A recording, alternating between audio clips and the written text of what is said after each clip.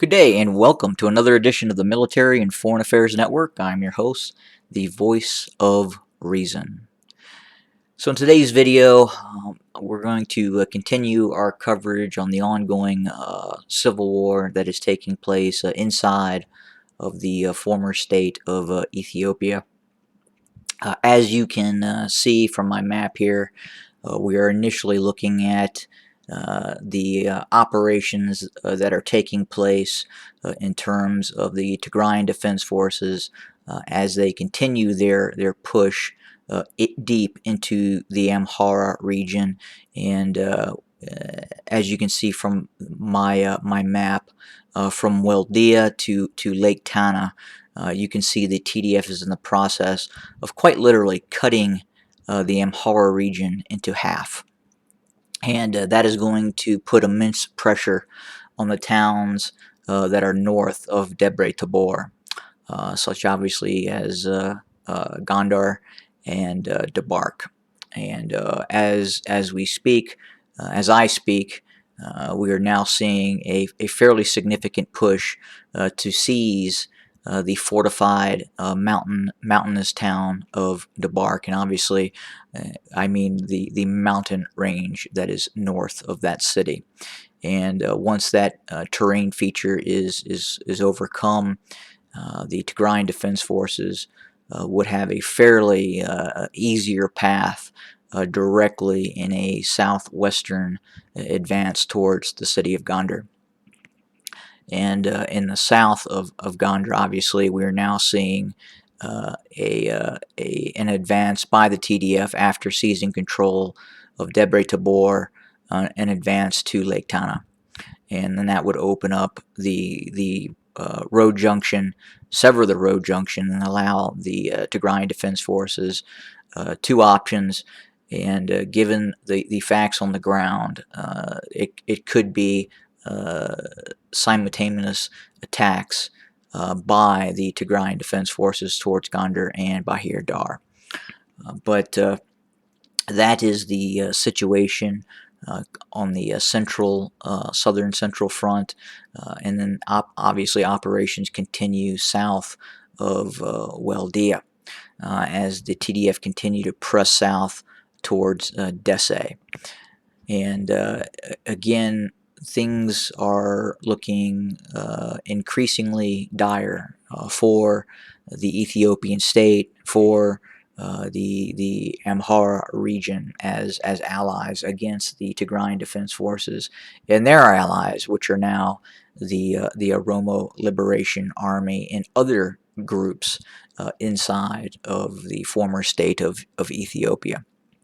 But fighting in the south by the Oromo Liberation Army gets even more precarious for the Ethiopian state. As you can see here, many towns have been seized, and there is now reported fighting on the outskirts of Addis Ababa, also known as Finfinne. But in the town of Saluta, there is fighting occurring, and this is just several kilometers outside of Addis Ababa, and I don't believe I pronounced that town name correctly, and I apologize for that. And then as you move further south, you can see many towns are now besieged by the Oromo Liberation Army, and it's quite possibly that the road junction via Kenya into Ethiopia that leads, obviously, that is another crucial supply route up to Addis Ababa, could have been severed by the Oromo Liberation Army. And we are seeing just many towns that have been secured by the OLA or are under siege by the Oromo Liberation Army. And many of these are actually not the towns themselves, but the security installations, the internal security apparatus of the Ethiopian state that is present in some of these towns that are actually under siege, so to speak. But again, things are just really falling apart for the Prosperity Party, Abiy Ahmed. It sounds as if Abiy Ahmed is probably no longer in the country. He could have fled to Turkey. Obviously, the trip to Turkey is being planned, or it looks as if it's being planned. But could he stay there? Could he go someplace else after Turkey? Because the situation on the ground is really becoming precarious. The ability to move supplies, and again, Addis Ababa is a key supply node for the military. There's a lot of military infrastructure in Addis Ababa that then moves supplies to its frontline forces that are fighting, obviously, against the Tigrayan Defense Forces, and now the ability to move supplies from Addis Ababa is being curtailed by the Oromo Liberation Army, which is almost looking to besiege Addis Ababa.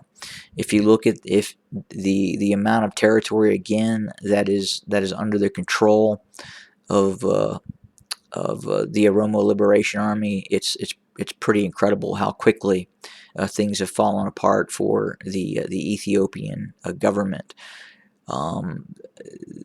Their ability to control roadways, control towns, is changing by the hour in some cases, and that is incredibly important for the Ethiopian army to maintain control of these vital arteries in order to supply its war efforts to the north, and it's not having the ability to do that right now. It is losing the ability to supply the forces that are engaging the Tigrayan Defense Forces in the north.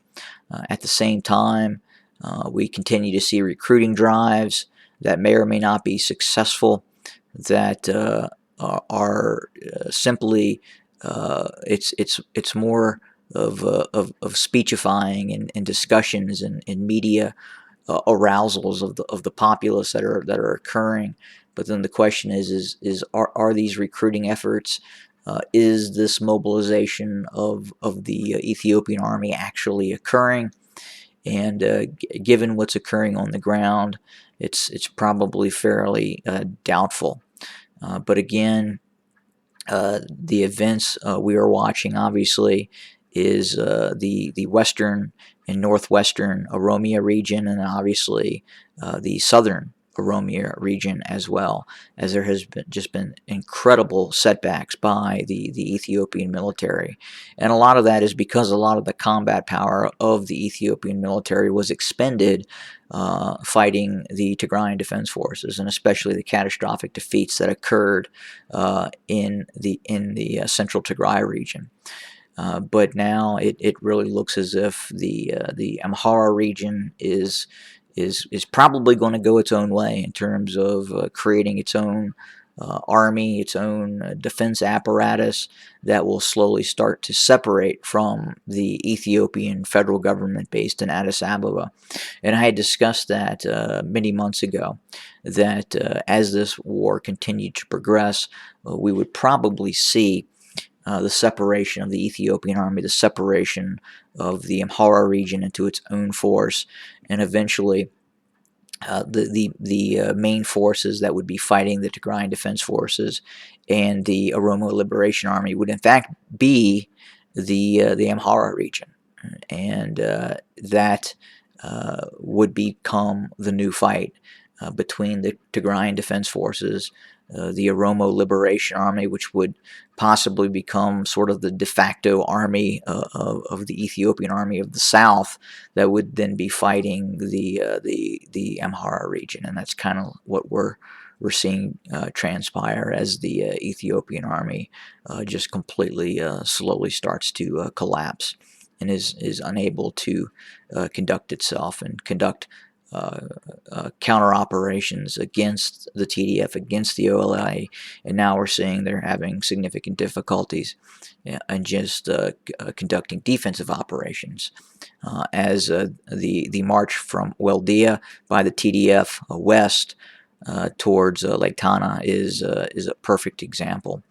But again, I believe that things are going to start to deteriorate rather quickly and move very, very fast in the coming days, weeks, and possibly months. Again, when I say move very fast, Ethiopia is a very large country, 100 million people.